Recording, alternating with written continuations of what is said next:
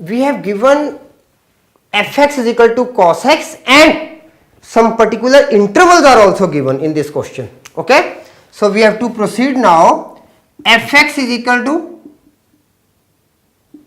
cos x and intervals are given, 0 is less than x is less than pi. Now differentiating with respect to x,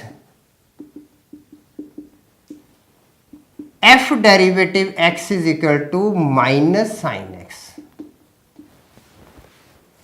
Now f derivative x is not equal to 0 as x belongs to 0 comma pi.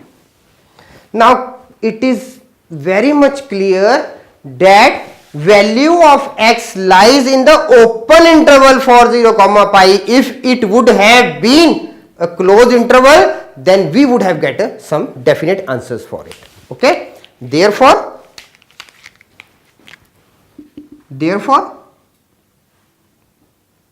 fx has no local maxima